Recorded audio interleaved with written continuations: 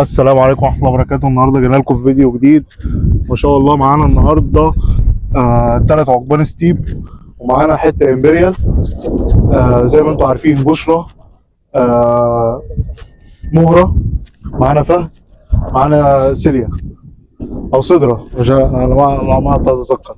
تمام. دلوقتي انا هعرفكم يعني الفرق ما بين العقاب الستيب الانثى والذكر. طبعا زي ما انتم شايفين كده الذكر اصغر بكتير من الانتاج. زي ما انتم شايفين كده بشرة ما شاء الله عليها ضخمه. العقاب الستيف الذكر زي ما انتم شايفين كده صغير في الحجم. دايما الاناث بتيجي اكبر لان هي بتحمل العشوش في البريه. حتى برضو في الامبريال، اذا كان العقاب الامبريال او العقاب البوتد او اي عقاب، بتبقى دايما الانتاج اكبر. تمام. هنتفرج النهارده مع بعض مع الثلاث طيور والعقاب البيض هناك اهو. هنتفرج النهارده على حلقه الدعوه، وما شاء الله على الثلاث عقبان الستيب والعقاب الامبيريال. هنا هنبدأ تمام؟ أول مرحلة وهي تدريب البوتد، العقاب البوتد. تمام. الباشمهندس هنا هيدعي، ما شاء الله عليها الاستجابة بتاعتها حلوة جدا، ما شاء الله ما شاء الله تبارك الله.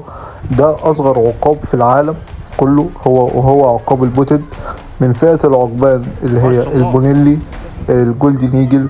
التلاتة دول صيادين جدا، يعني التلاتة دول من العقبان اللي هي بتحب تصطاد، مش بتحب تاكل نافق. تمام. ما شاء الله زي ما انتم شايفين كده العقاب مستجيب جدا ما شاء الله، واحتمال كبير نفكها الموسم ده ان شاء الله. الباشمهندس احمد قايم معاها بدوره وواجبه كامل جدا مع العقاب البوتد، وده يبقى اصغر عقاب اتدرب معانا في الحلقه دي، وان شاء الله نشوفه فيديوهات جايه كتير. هنا قررنا نضاعف المسافه مع الطير. طبعا اللي احنا بنعمله ده بنساعد الطير عشان الطير يعرف ان هو صاحبنا وكده. تمام. هنا الباشمهندس بدأ ان هو يساعد الطير، وهيرجع يرجعه تاني على الوقر بحيث ان احنا ندعيه مسافة اكبر. زي ما انتم شايفين كده هنا بدأنا ان احنا نطول في الحبل، وما شاء الله عليها هتيجي في الاستجابة بتاعتها هتبقى سرعتها عالية جدا. هنشوف كده الباشمهندس كده هيدعيها دلوقتي. ما شاء الله عليها هي مستجيبة جدا، وده أصغر عقاب في العالم، وبيبقى صعب جدا في التدريب لأنه العقاب البودد معروف عنه إنه بيكفخ، دايما يكفخ. فهنشوف دلوقتي هل هيكفخ ولا هيجي. يلا عشان نتفرج كده على الدعوة الجميلة دي. الباشمهندس هنا هيدعي اهو، بدأت إن هي تجهز إن هي تيجي، وما شاء الله عليها الاستجابة بتاعتها نار ما شاء الله. ربنا يحفظها له يا رب، وان شاء الله نشوفها في الموسم ده، نشوف الموسم بتاعها معانا مع بقية الطيور، نتفرج مع بعض على بقية الطيور. لكن هو يعني هو بالفطره صياد. الله يخليك يا هندسه، الله يعزك. ما شاء الله على الاستجابه بتاعتها، وان شاء الله نفكها الموسم ده. خدت وقت ومجهود والله. والله بوتد زي ما انتم عارفين صعب في التدهير، وهو عقاب فراك جدا، يعني بيحب يفرك جدا في نفس الوقت. هنا دخلنا على تدريب العقاب الستيب فهد، وفهد ما شاء الله عليه جبنا مسافة بيه كبيرة قوي ما شاء الله ما شاء الله. يعني ربنا يحفظه للباشمهندس محمود شعبان. الراجل ده بصراحة تعب مع الطير ده. انك تجيب طير عقاب ستيب ذكر وتجيبه دعو دي كبيرة جدا. بس وان شاء الله هتشوفوا زي ما انتم شايفين كده ما شاء الله عليه في الدعو. طبعا هو بينزل له هنا، هو بيساعد الطير في الدعو بتاعه اللي هو يجيبوا استجابه وكده. بدأ ان احنا رجعناه تاني وجبناه دعو تاني اهو. لما كان نازل له كده هو كان بيساعده عشان الهواء كان جاي في وشه كان بيصده، فهو بيساعد الطير. طبعا هنا لازم تكون متعاون مع الطير ما شاء الله زي ما انتم شايفين كده.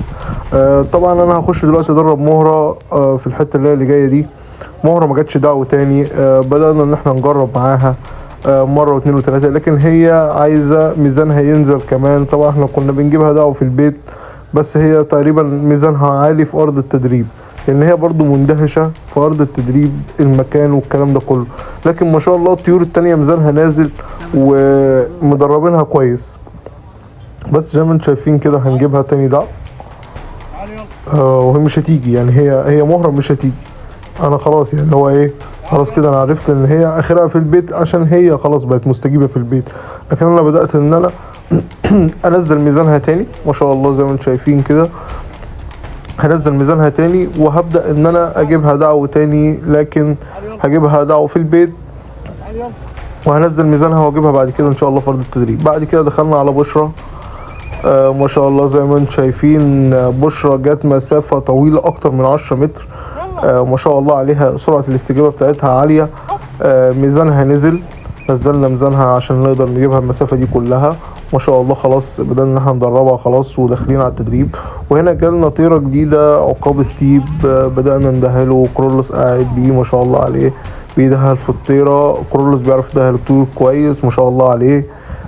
وزي ما انتم شايفين كده قاعد عايز يوكلها وكده، وبدأت ان هي تتدهل.